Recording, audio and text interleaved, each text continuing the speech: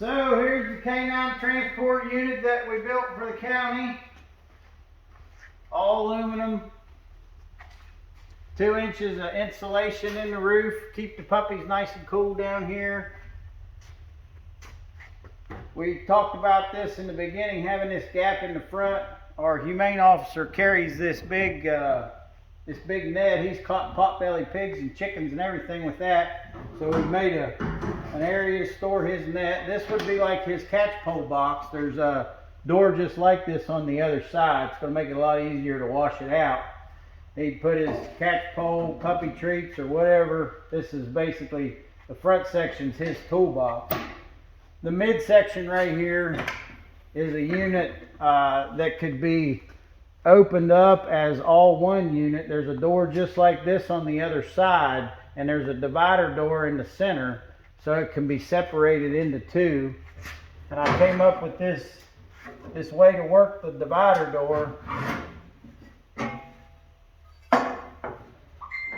That'll latch back. That rod can be put back.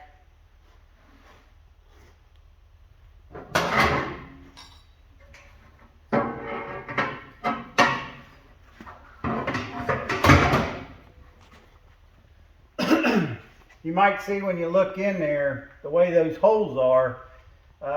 For the ventilation system to work the way that the ventilation system is designed, the holes in that divider door have to line up with the holes in the wall right here, so that when the divider door is closed, the air passes through.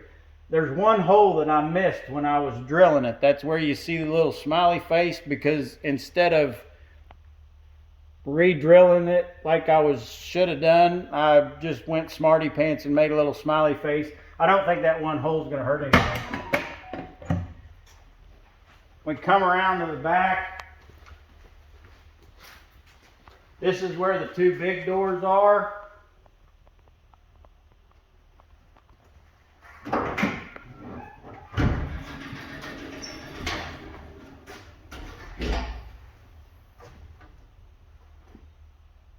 These two bigger rear units have a little bit of difference from one side to the other.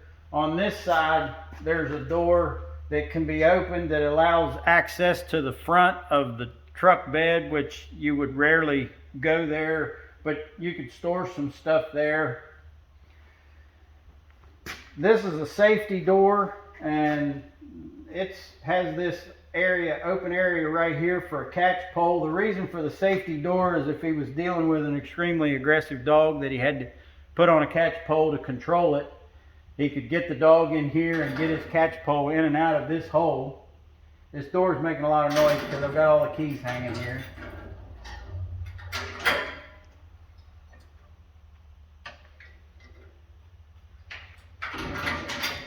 We only did the safety door on one side because our humane officer said that he very rarely uses the catch pole or even deals with a dog tough enough to deal with that he needs the catch pole.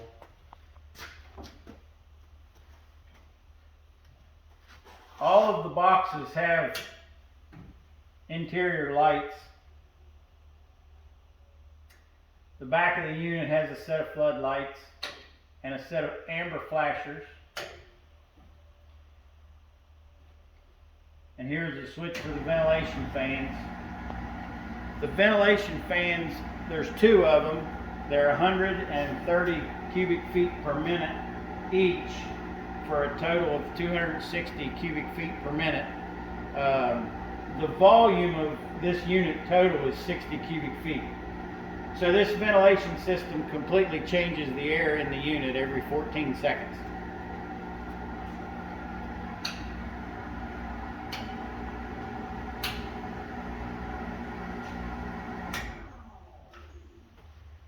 If you look in a little bit closer at the control panel,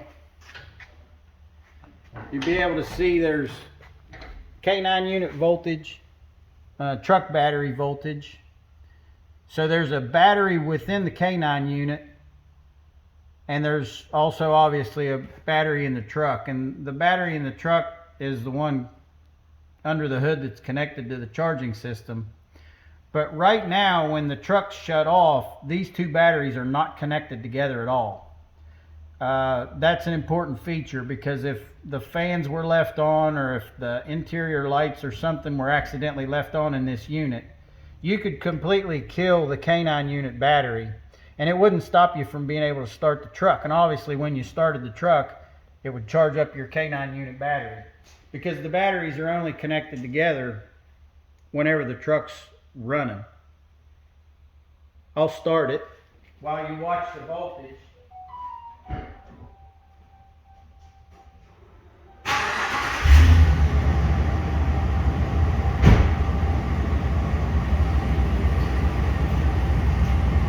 So that's going to show us now, if you see the gauges,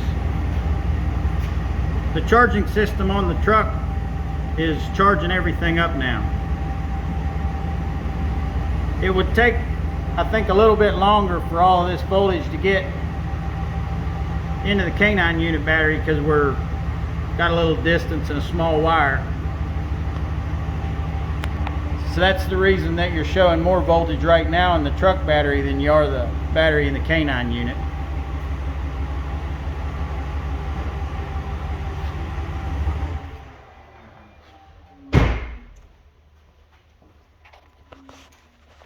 So this is done.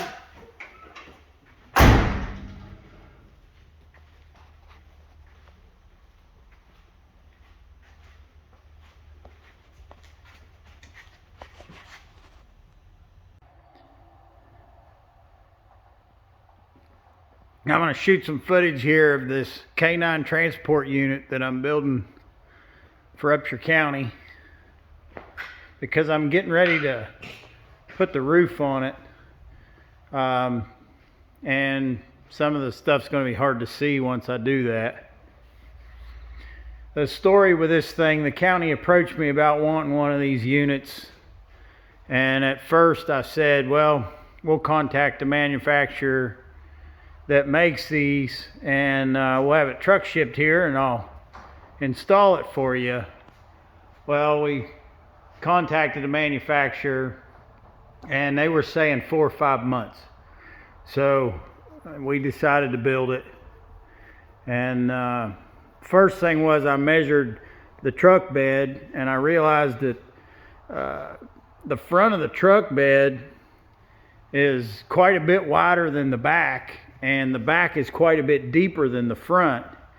And I was concerned about building that and it looking weird. So I contacted a guy I know that has a salvage yard and told him what I was into, and he said, man, I got just what you need, because I've got one of those truck beds just like his truck, and it's structurally straight and the inside of it's fine, but the bed sides are beat up. So he made me a good deal on it, and I bought it, and I've been using it for a jig. You can see how I'm trying to make my stuff straight, plumb, and square, and of course the width of the truck, but having the bed and knowing that that's how it's going to fit and seeing that it's okay, that's helping. So I think getting the truck bed was the right thing to do. And you know, I put some wheels on it so I could move it around, and that's worked out. Now this side has a safety door with this opening right here, and the reason for that opening, if he had a real biting dog, really vicious one, and he had to catch pole the dog to catch it and control it, he would put the dog in this unit and use that hole to remove and replace the catch pole. Our humane officer told me that he very seldom uses a catch pole. It's got to be a pretty vicious dog for him to do that. He doesn't have to do that very often. So we only have one side with the safety door. This one doesn't have the safety door, but one of the features that this side does have is I made this so that he could use a little more space in his bed. If he needed to put something long in here, we can open that up and fasten it back. or he could store some stuff in there. I just didn't want to block off that front part of the truck bed. I don't know how the other regular manufacturers do that, but that's how I did that. Like I say, I don't claim to be a pro on building these canine transport units, so you know, I'm not claiming to be the best in the world at this. I'm just, as of now, I'm what we got, because waiting 5 months is not an option. This would be just his catch pole storage unit. You know, he'd have some room, basically a toolbox for him. And there's a gap right here that we decided to do because he carries a huge net. That great big net, he's caught chickens and pot-bellied pigs and all kind of stuff with it, but it's like a 4-foot diameter net that'll set in here. And we gotta put a little hook where his net's gonna ride right here. And this would also possibly help if they switch trucks and they put this in another truck. This gives us a couple inches of play lengthwise. I've got some play widthwise, and that's part of what we're doing with this is, you know, if they change trucks, we want to just put it in the other truck and go without a huge hassle. Now all the cells have lights in them. And this is a 2-unit part with a divider door that's hinged. And I came up with this system to adjust the divider door. So you know, this divider door can be opened up and pinned back right here.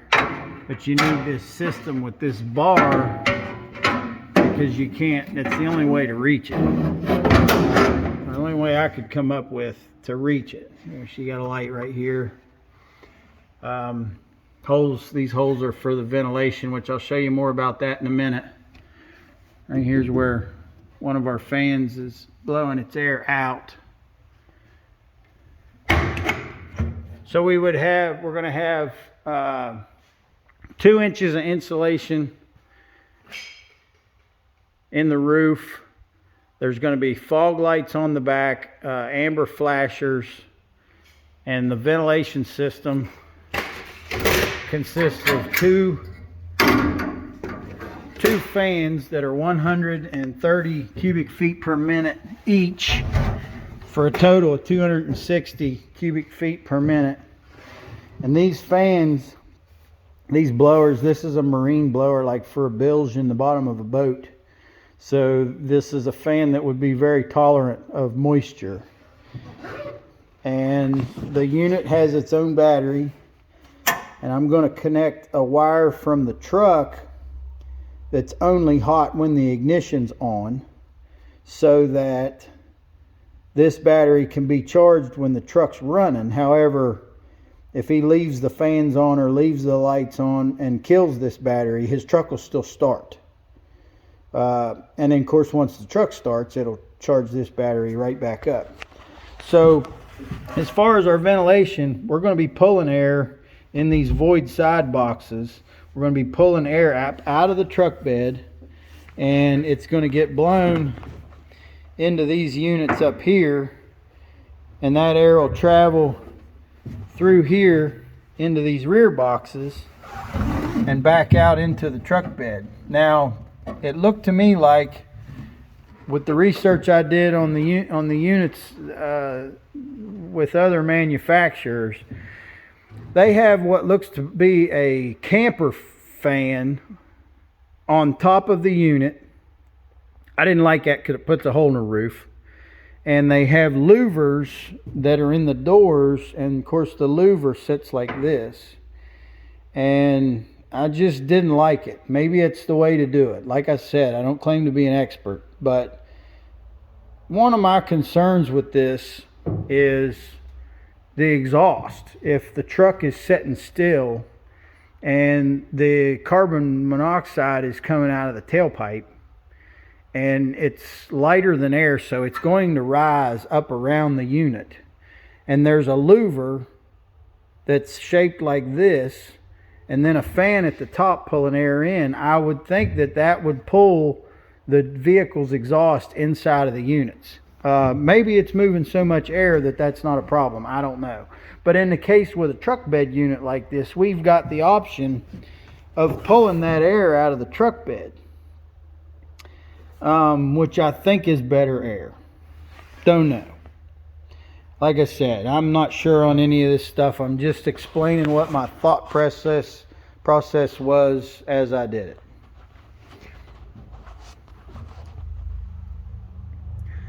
So I might do some other videos on this as I go. Now these sides are removable, and this would give us access to the fans and the wiring.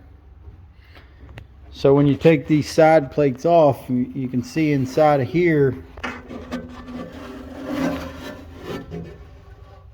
maybe you can see, I have holes. There's a plate here with large holes that I could, when this plate's removed, I can reach into these 12-inch holes and work on wiring or access the blower fans. Both fans and everything will be fusible.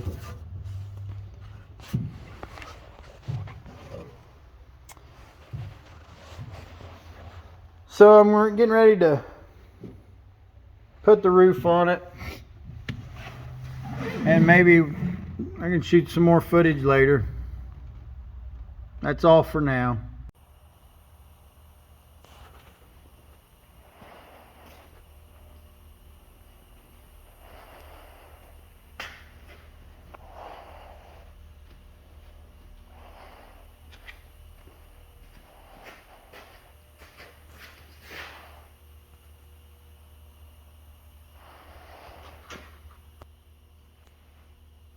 Is that enough?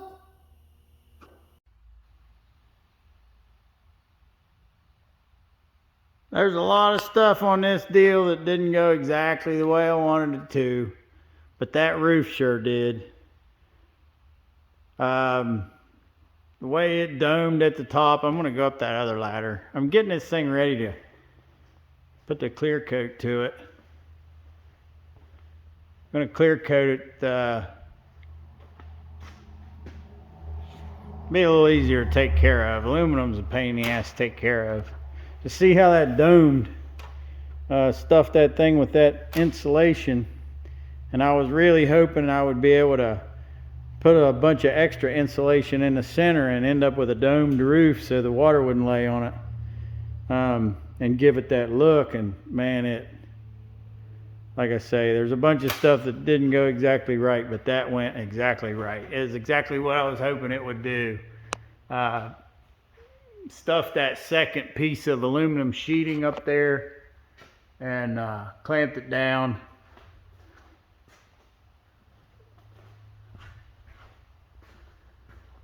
I got the brushed finish on it.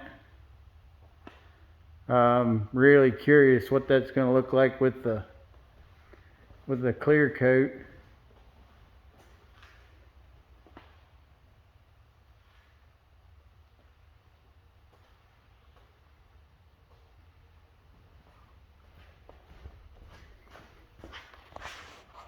All right, I got to do the clear coat and give myself one more chance to screw this thing completely up. We'll see. This is my first time spraying this clear. This clear is for aluminum. It's the Speedo coat for bare aluminum. I pushed it really hard on the front up against the cab, and I probably got a run there. I don't think I got any runs anywhere else.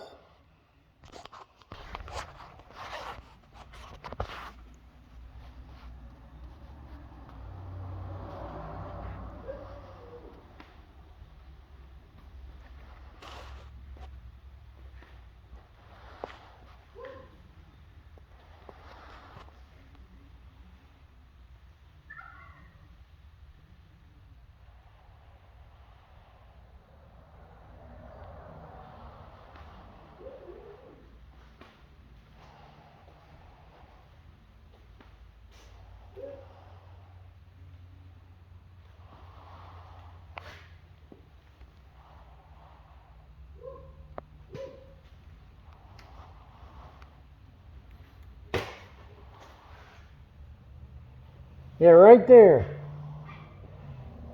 I won't tell if you don't. Nobody's going to see that where it's at against the cab.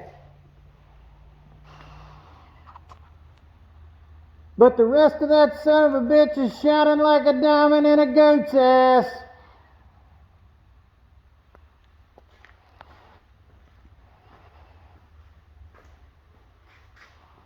Oh yeah.